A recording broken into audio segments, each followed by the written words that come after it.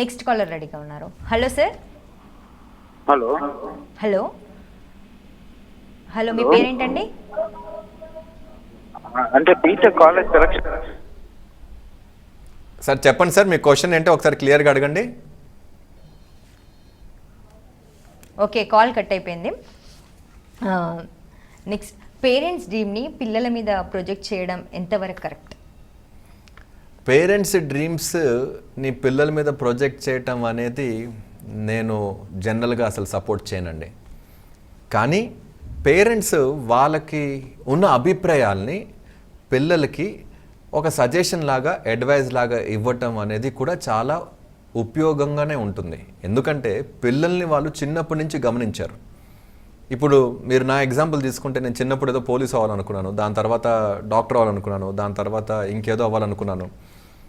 నేను ఎప్పుడైతే మా ఫాదర్ దగ్గరికి వెళ్ళి నేను ఏదో ఫిల్మ్ డైరెక్టర్ అవుతాను లేకపోతే ఇంకేదో చెప్తే, మా నాన్న దాన్ని ఒప్పుకోలే. ఎందుకంటే చిన్నప్పటి నుంచి గమనించారు కాబట్టి ఆయన నన్ను కొన్ని క్వశ్చన్స్ అడిగి దాని తర్వాత దాని ప్రకారం కౌన్సిలింగ్ ఇచ్చి, అప్పుడు నాకు ఈ టుక్ 8 months for me to go to the next step. So parents మీరు అనుకుంటున్న సజెషన్స్ ఏవైతే ఉన్నాయో పిల్లలకి ఒక సజెషన్ లాగా, అడ్వైజ్ లాగా ఇవ్వండి. పిల్లలు అడిగిన ప్రతిదానికి ఎస్ చెప్పొద్దు, పిల్లలు అడిగిన ప్రతిదానికి నో చెప్పొద్దు. ఈ 2 రకాల పేరెంట్స్ని నేను గమనిస్తూ ఉంటాను. అన్నిటికీ ఎస్ చెప్పడం కూడాను డేంజరే, అన్నిటికీ నో చెప్పడం కూడా డేంజరే. మీ పిల్లలకి వాళ్ళకి ఏదైనా స్పెసిఫిక్గా చేయాలని అనిపిస్తే ఎందుకు అనుకుంటున్నారు, వాళ్ళకి నిజంగా ఇంట్రెస్ట్ ఉందా, ఎబిలిటీ ఉందా, దానికి సంబంధించిన ఏమైనా వాళ్ళ చేత చిన్న చిన్న కోర్సెస్ చేపిస్తే వాళ్ళకి ఒక క్లారిటీ వస్తుందా అనేది మనం వాళ్ళకి సపోర్ట్ చేయాలి. అప్పుడప్పుడు పిల్లలకి ఏ క్లారిటీ ఉండదు.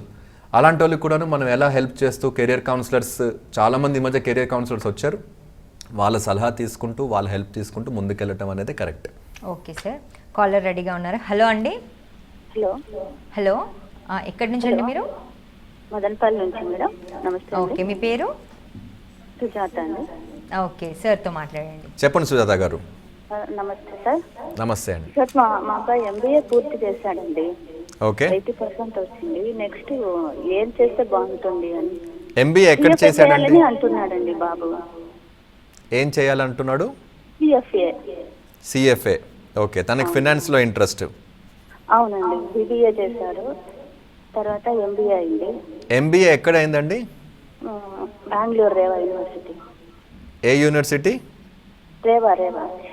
రేవా యూనివర్సిటీ. ఓకే, అవునండి.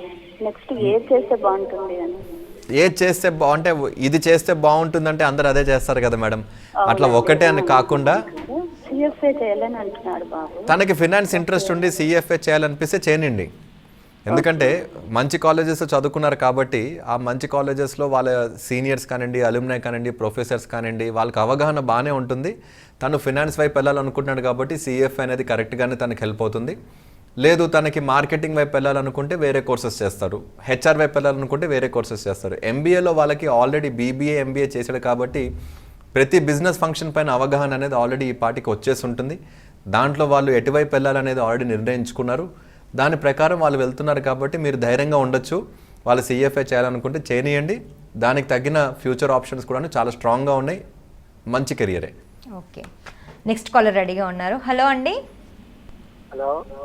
హలో, మీ పేరేంటండి? మా పేరు శ్రీనివాస్ అమ్మ. ఓకే, ఎక్కడి నుంచి మాట్లాడుతున్నారు? నేను రాజమండ్రి నుంచి మాట్లాడుతున్నాను. ఓకే, సార్తో మాట్లాడండి. చెప్పండి శ్రీనివాస్ గారు. మా పాప గారు CST చదువుతుంది, ఇంజనీరింగ్ లాస్ట్ ఇయర్ చదువుతుంది సార్, అయిపోయింది ఫైనల్. ఓకే,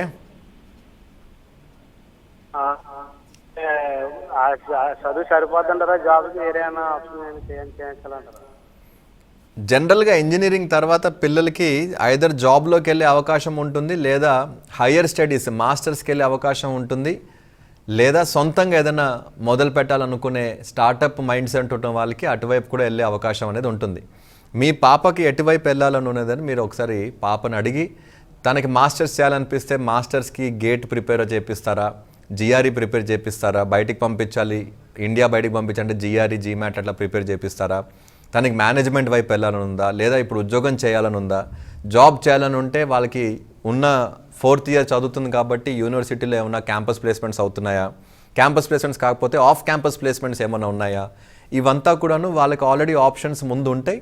ఆ ఆప్షన్స్ ప్రకారం వాళ్ళకి మాస్టర్స్ కానివ్వండి, జాబ్ కానివ్వండి, దాని ప్రకారం మీరు ముందుకు తీసుకెళ్ళటం కరెక్ట్.